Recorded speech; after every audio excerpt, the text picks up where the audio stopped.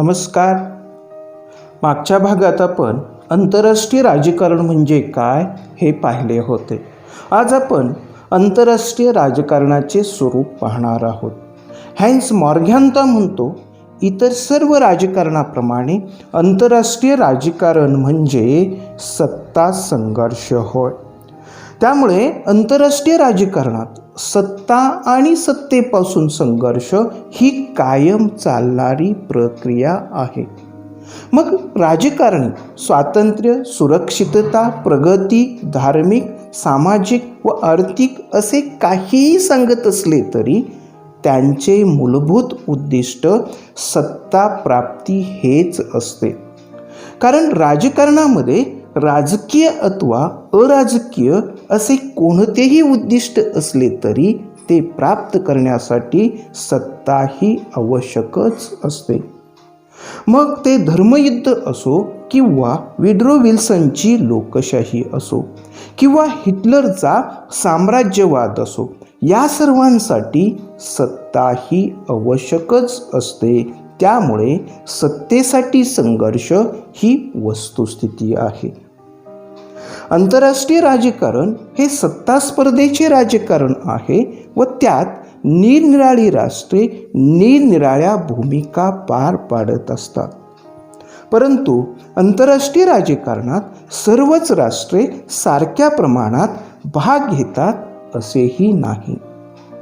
उदाहरणार्थ, America, Russia आंतरराष्ट्रीय राजकारणात सक्रिय भाग घेतात, तर स्वित्झर्लंडसारखी राष्ट्रे आंतरराष्ट्रीय राजकारणापासून अलिप्त राहतात.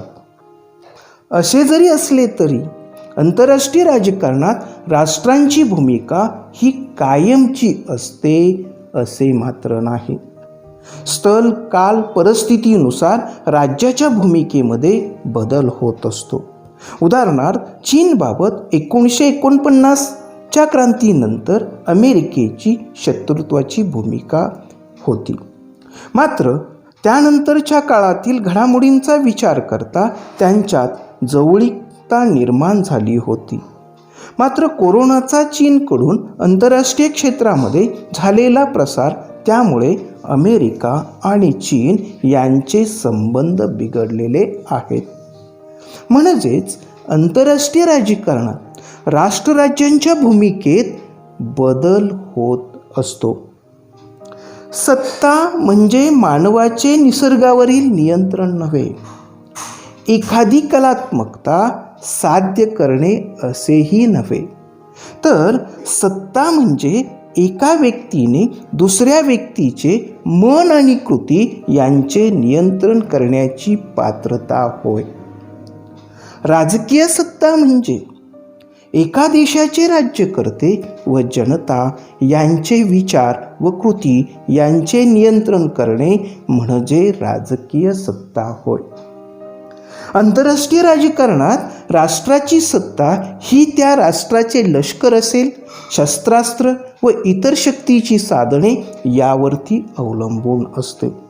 त्याचबरोबर राष्ट्राची सत्ता ही नियंत्रण घालणारा व ज्याच्यावर नियंत्रण घातले जाते यांच्यामधील मानसिक प्रक्रिया असते.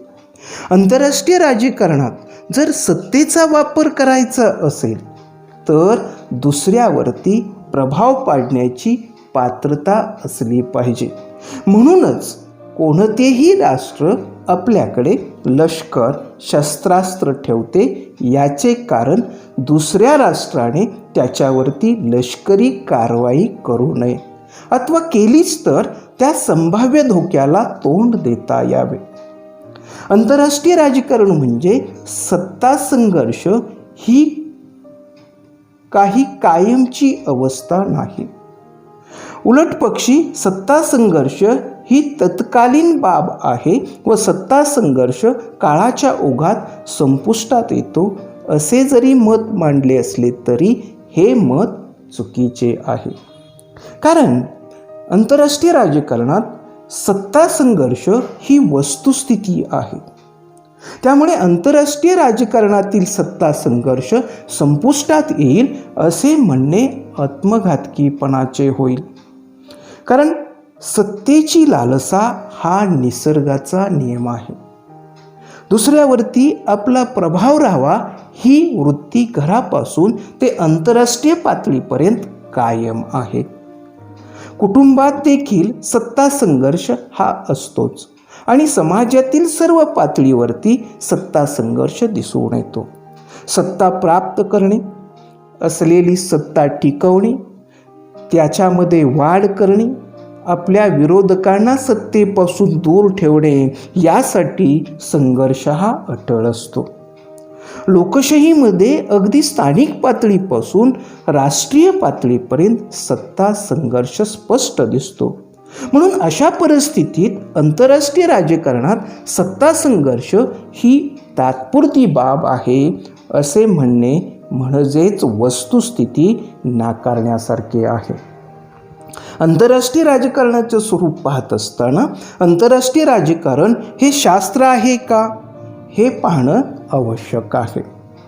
आंतरराष्ट्रीय राजकारण हे शास्त्र आहे की नाही हे निश्चित करण्यासाठी शास्त्र म्हणजे काय ते प्रथम पाहिले पाहिजे. शास्त्र या शब्दाचे दोन मुख्य अर्थ आहेत.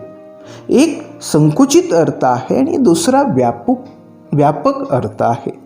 संकुचित अर्थाने विचार केल्यास शास्त्र म्हणजे ज्ञानाची अशी शाखा की ज्यात निश्चित, चिरकाल, सर्वव्यापी आणि सर्वमान्य असे सिद्धांत प्रतिपादन केले जातात.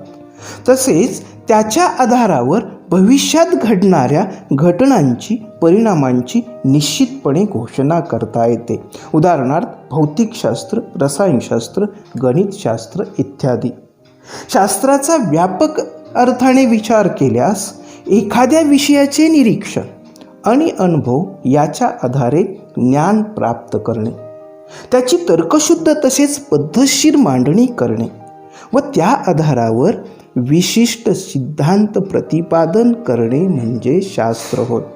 उदाहरणार्थ राज्यशास्त्र, अर्थशास्त्र, समाजशास्त्र, लोकप्रशासनशास्त्र इत्यादी.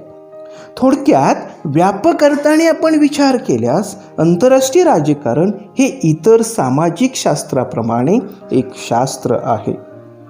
आंतरराष्ट्रीय राजकारण विषयी सुद्धा एक रचनाबद्ध ज्ञान आहे. आंतरराष्ट्रीय राजकारण क्षेत्रात अनुभव, निरीक्षण व परीक्षण तसेच संशोधनामुळे निश्चित मान्य तत्वे तसेच गृहीत तत्वे निर्माण झालेली आहेत.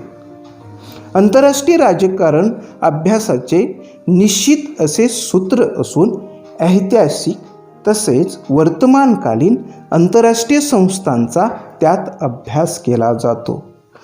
त्यापासून मिळणाऱ्या अनुभवाचा उपयोग करून त्यातून सर्वमान्य तत्वांचे निरीक्षण, संकलन आणि वर्गीकरण करण्याचा प्रयत्न आंतरराष्ट्रीय राजकारणामध्ये केला जातो.